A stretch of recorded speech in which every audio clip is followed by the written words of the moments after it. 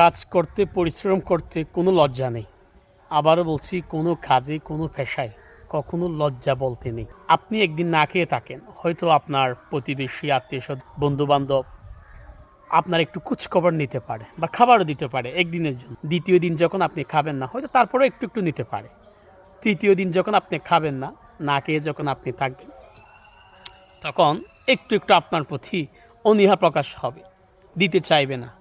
চতুর্থ দিন যখন সেম আপনি উপাস থাকবেন, না খেয়ে থাকবেন বা কোনো কাজকর্ম করবেন না, পরিশ্রম করবেন না, তখন আপনার প্রতি আস্তে আস্তে ঘৃণা শুরু হতে থাকবে। আগে যে ভালোবাসাটা ছিল ওটা দিনের পর দিন কমতে থাকবে। এই জন্য বলছি, পরিশ্রম করুন, কাজ করুন। আপনার কাজ আপনাকে করতে হবে, আপনার কাজ আপনাকে শেষ করতে হবে, আপনার সফলতা আপনাকে অর্জন করতে হবে। এই যে দেখেন, আমরা একটা কাজ করতে আসছি, অথচ হচ্ছে এখন ডিসেম্বরের ছুটি, ঘোরার কথা। এমনি আসছিলাম ঘোরার জন্য, কিন্তু ঘুরতে পারতেছি না, কাজ করতে আসলাম। কিসের কাজ জানেন? এই যে আমাদের মহেশখালী কুতুবজমে একটা আমাদের ওয়াইফাই বিজনেস আছে, সেটার ফাইবারগুলো একটু টানার জন্য এদিকে আসছি, অর্থাৎ আমাদের ইয়েটা প্রসারিত করতেছি, বড় করতেছি আর কি।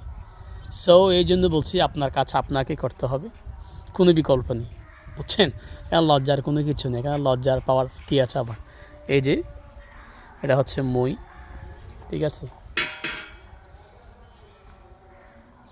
আপনি যত লজ্জা পাবেন ততই আপনারই ক্ষতি হয়। তো কোনো কাজকে ছোটো করে দেখার কোনো সুযোগ। পরিশ্রম করুন, ইনশাআল্লাহ সফলতা আসবে। Good luck.